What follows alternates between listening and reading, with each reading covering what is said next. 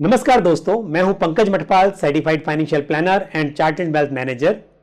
जैसा कि आपको पता है, चाइना की कंपनीज जैसे अलीबाबा ग्रुप्स और टेंसेंट होल्डिंग्स, इस तरह की कंपनीज ने हमारे इंडिया में बहुत सारे स्टार्टअप्स जैसे कि Paytm, big basket, Flipkart, Zomato, Byju's, Snapdeals, इस तरह की कंपनीज में स्टेक लिया हुआ है, इस तरह की कंपनी में इन्वेस्ट किया हुआ है और ये स्टार्टअप्स के प्रॉफिट में से बहुत सारा प्रॉफिट ये लोग लेकर जाते हैं। लेकिन क्या आपको ये बात पता है कि आप भी टेंसेंट होल्डिंग्स या अलीबाबा ग्रुप के स्टॉक्स में इन्वेस्ट कर सकते हैं? इन कंपनियों के मुनाफे से आप प्रॉफिट कमा सकते हैं। तो आज के वीडियो में हम इसी पर चर्चा करेंगे। लेकिन इससे पहले कि मैं चर्चा को आगे बढ़ाऊं, एक बार फिर आपको याद दिलाऊंगा कि यदि आपने हमारा YouTube चैनल अभी तक सब्सक्राइब नहीं किया है तो उसको सब्सक्राइब जरूर करें और आप वीडियो में कमेंट जरूर करें, अपने सुझाव दें, क्वेश्चंस पूछें, ताकि ये जो संवाद है ये बना रहे। और मुझे खुशी है कि आप वीडियो को लाइक करते हैं और कमेंट्स भी काफी करते हैं। इससे एक मोटिवेशन मिलता है कि मैं जो भी जानकारी है वो आप लोगों के साथ वीडियो के जरिए शेयर करूं।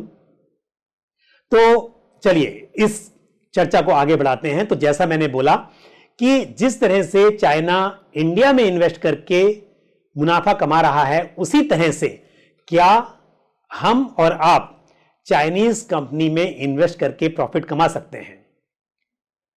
अब जैसे हम इंडियन स्टॉक्स में इन्वेस्ट करते हैं, जैसे कि Reliance industry, HDFC bank, SBI, ONGC, Infosys, इस तरह की कंपनी के शेयर्स में हम इन्वेस्ट करते हैं और इनका जब बिजनेस बढ़ता है, इनका प्रॉफिट बढ़ता है, तो उससे हमारे शेयर का प्राइस बढ़ता है, उससे हमें फायदा होता है। इसी तरह से यदि हम अलीबाबा ग्रुप या टेंसेंट होल्डिंग्स या इसी तरह की दूसरी चाइना की बड़ी बड़ी कंपनीज जो हैं उनके स्टॉक्स में इन्वेस्ट करेंगे तो इन कंपनीज के प्रॉफिट से हमारा प्रॉफिट होगा। अब क्योंकि ये कंपनीज इंडिया में लिस्टेड नहीं है तो इनमें डायरेक्ट इन्वेस्ट करना हमारे लिए डिफिकल्ट है। लेकिन कुछ इंटरनेशनल फंड्स होते हैं जिन फंड्स के जरिए हम इनडायरेक्टली इंटरनेशनल स्टॉक्स में इन्वेस्ट कर सकते हैं। मैंने एक वीडियो पहले बनाया था जिसमें मैंने यूएस बेस्ड इंटरनेशनल फंड्स की बात की थी, मतलब कि ऐसे इंटरनेशनल म्यूचुअल फंड्स जिनके पोर्टफोलियो में यूएस बेस्ड कंपनीज के शेयर्स हैं। लेकिन आज मैं बात कर रहा हूं एक ऐसे म्यूचुअल फंड की जो ऐसी कंपनी में इन्वेस्ट करता है जिसका मेन बिजनेस एक्टिविटीज चाइना में है। तो Edelweiss greater China equity offshore fund, ये एक फंड ऑफ फंड्स स्कीम है। Fund of fund scheme mutual fund scheme होती हैं। ये ऐसी स्कीम होती हैं जो कि दूसरे म्यूचुअल फंड की यूनिट्स में इन्वेस्ट करती हैं। तो ये जो Edelweiss greater China equity offshore fund है, ये JP Morgan greater China fund में इन्वेस्ट करता है। और जो JP Morgan greater China fund है ये अलीबाबा ग्रुप और टेंसेंट होल्डिंग्स जैसी कंपनी में इन्वेस्ट करता है और इसका पूरा पोर्टफोलियो आप अपनी स्क्रीन पर देख सकते हैं। ये जो Edelweiss greater China equity offshore fund है ये अगस्त 2009 में लॉन्च हुआ था।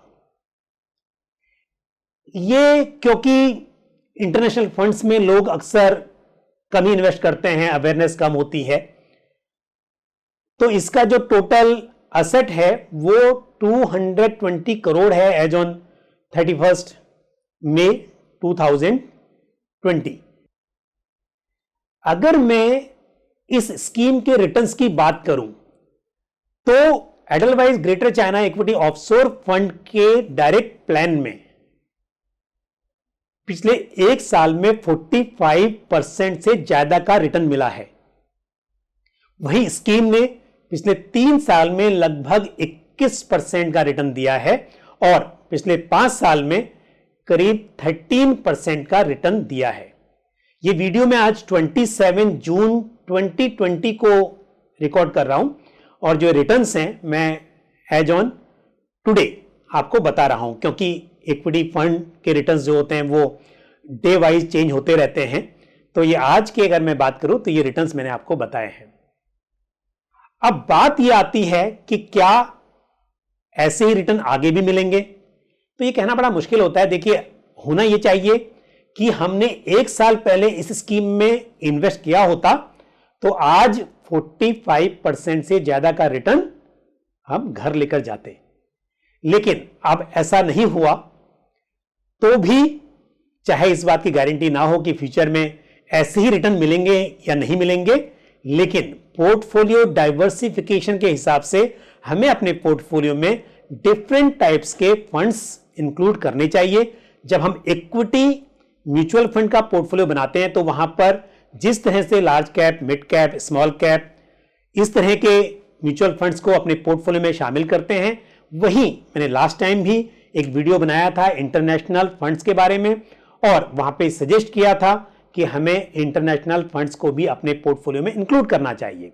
तो इंटरनेशनल फंड्स में जहां एक और हम यूएस बेस्ड कंपनीज में इन्वेस्ट करने वाले इंटरनेशनल फंड्स में इन्वेस्ट करते हैं, वहीं हम एक इस तरह का फंड भी अपने पोर्टफोलियो में इंक्लूड कर सकते हैं, ताकि यदि चाइना की इकोनॉमी ज्यादा प्रोग्रेस करती है, उसमें ज्यादा प्रॉफिट होता है, तो उसका बेनिफिट हमें भी मिल सके।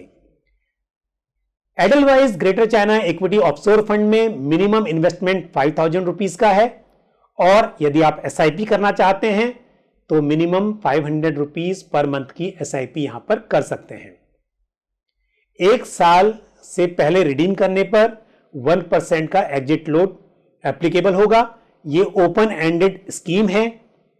इन्वेस्टमेंट करने के बाद अब आप जब चाहें एग्जिट कर सकते हैं, लेकिन सिर्फ आपको एग्जिट लोड का ख्याल रखना होगा। अब यदि हम Edelweiss greater China equity offshore fund पर लगने वाले टैक्स की बात करें तो यहां पर शॉर्ट टर्म और long term capital gain tax लगता है। क्योंकि ये एक फंड ऑफ फंड्स स्कीम है, तो होल्डिंग पीरियड यदि 3 साल से कम होगा तो यहां पर short term capital gain tax लगेगा, और यदि ये होल्डिंग पीरियड 3 साल से अधिक होगा तो यहां पर long term capital gain tax आपको चुकाना होगा कैपिटल गेन के ऊपर।